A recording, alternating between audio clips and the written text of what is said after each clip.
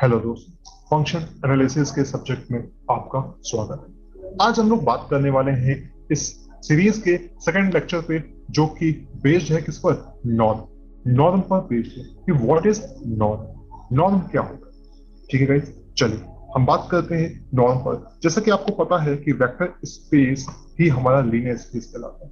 Vector space जो होता है वही हमारा लीनियर स्पेस कहलाता है। मैं यहाँ पे एक डेफिनेशन लिख रहा हूँ नॉर्म की, छोटी सी, जिसको ध्यान दीजिए।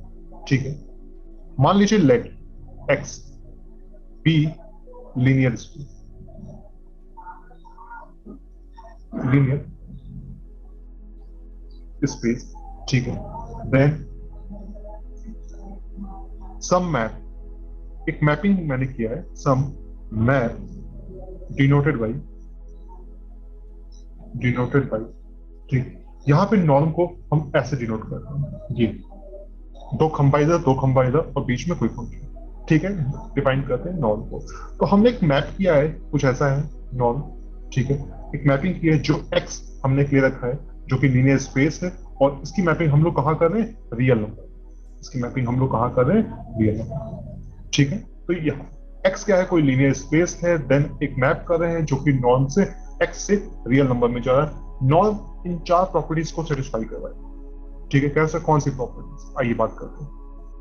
पहली प्रॉपर्टी ये होती है कि नॉर्म की जो वैल्यू होती है वो ऑलवेज ग्रेटर देन होती है zero. Norm of x is always greater than और इक्वल टू जीरो। ठीक है, पहली प्रॉपर्टी। मतलब सर, जब भी हम नॉर्म लेंगे वो हमेशा जीरो से बड़ा होगा। हाँ एग्जैक्टली, वो हमेशा जीरो से बड़ा होगा। दूसरी प्रॉपर्टी ये कहता है कि क्या हो जिस दिन नॉर्म जीरो के बराबर आ जाए। क्या हो जिस दिन नॉर्म जीरो के बराबर आ जाए, और ये तभी हो सकता है, ये तभी हो सकता है जब x खुद जीरो के बराबर हो। x खुद जीरो के बराबर हो तभी ये पॉसिबल है। आप ही सोचो ना कि नॉर्म ऑफ x कब जीरो होगा। फर्स्ट ऑफ ऑल तो norm of x positive quantity है, तो क्या हो सकता, कैसे? फर्स्ट प्रॉपर्टी से, क्योंकि नॉर्म की हर वैल्यू जीरो या जीरो से बड़ी है, तो नॉर्म पॉजिटिव क्वांटिटी है। और ये जीरो के बराबर कब होगा? जब x खुद में जीरो हो जाए। ठीक है, ये सेकंड प्रॉपर्टी। अगर थर्ड प्रॉपर्टी में हम पढ़ते हैं, जो कि हमारे पास क्या है? Norm of x plus y, norm of x plus y is always less than norm of x plus का नॉर्म ऑफ वाई। मतलब कि जब कभी हम दो एलिमेंट को जोड़कर उसका नॉर्म निकालते हैं, वो हमेशा छोटा होता है, तो हम पर्टिकुलर एलिमेंट का नॉर्म निकाल के सम करें। ठीक है, norm of x plus y is always less than norm of x plus norm of y. ठीक है, यहाँ पर। और फोर्थ प्रॉपर्टी हमारे पास है, जिसको मैंने नाम दिया है कबाब में हड्डी। कबाब में हड्डी। मान लीजिए norm of alpha x, norm of alpha x where, where जहां पर अल्फा क्या है? Alpha is scalar quantity, scalar.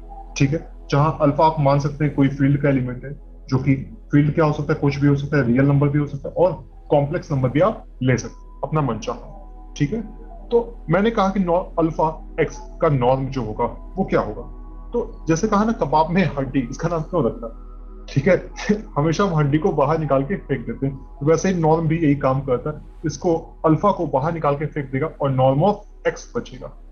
क्या बचेगा? नॉर्म ऑफ एक्स सिर्फ हमारे पास बचेगा। ठीक है, यहाँ पर तो ये चार प्रॉपर्टीज को हम लोगों ने यहाँ पे डिफाइन किया। एक बार फिर से रिवाइज करते हैं कि हम लोगों ने क्या कहा। हमने कहा कि एक्स हमारे पास क्या है? कोई नॉन लीनियर स्पेस है। ठीक है, जो कि डिफाइन कैसे होता है? ऐसे, ये नॉर्म की पहचान है सर, फोटो है, फोटो। अरे जैसे आपका फोटो से आपकी पहचान होती है, वैसे नॉर्म के फोटो से ये है। ठीक है, जहां पे ये चार प्रॉपर्टीज को सेटिस्फाई करता है, जहां पे पहली प्रॉपर्टी ये कहती है कि नॉर्म की वैल्यू कभी भी नेगेटिव नहीं हो सकती, norm of x always greater than और equal to zero. Second property ये कहती है कि नॉर्म ऑफ एक्स जीरो होगा, तभी हो सकता है जब एक्स की वैल्यू खुद जीरो हो, जब एक्स खुद जीरो हो। ठीक है, ये कहता है। थर्ड प्रॉपर्टी ये कहती है कि norm of x plus y is always less than norm of x plus norm of one. मतलब कि हम दो एलिमेंट का जब सम करके नॉर्म निकालेंगे तो वो हमेशा कैसा होगा? छोटा होगा, अगर हम पर्टिकुलर एलिमेंट का नॉर्म निकालने के बाद सम करें। ठीक है, ये कह रहा है। फोर्थ प्रॉपर्टी ये कह रहा है कि अगर कोई स्केलर क्वांटिटी नॉर्म में मल्टीप्लाई है तो नॉर्म क्या करता है, उसे उठा के बाहर फेंक देता है और अपने दरवाजा बंद कर लेता है, जिसे कहते हैं कबाब में हड्डी। ठीक है, अल्फा क्या है सर, यहाँ पर अल्फा एक स्केलर क्वांटिटी है जो कि फील्ड का एलिमेंट है। फील्ड कुछ भी हो सकता है, रियल भी ले सकते हैं आप, कॉम्प्लेक्स भी ले सकते हैं। ठीक है, तो यहाँ पर आज हम लोगों ने बात किया नॉर्म। ठीक है, उम्मीद है गाइस कि आपको लेक्चर समझ में आया होगा और इंटरेस्टिंग लगा होगा। ठीक है, फिर हम लोग नेक्स्ट सीरीज में मिलेंगे, थर्ड लेक्चर में इसके मिलेंगे, जिस पर हम लोग बात करेंगे किस पे, नॉन लीनियर स्पेस। तो गाइस थर्ड लेक्चर बिल्कुल मिस मत करिएगा, जस्ट प्लेलिस्ट में है, तुरंत जाकर चेक करिए और लेक्चर को देखिए। Thank you so much guys for your love and support. Thank you so much.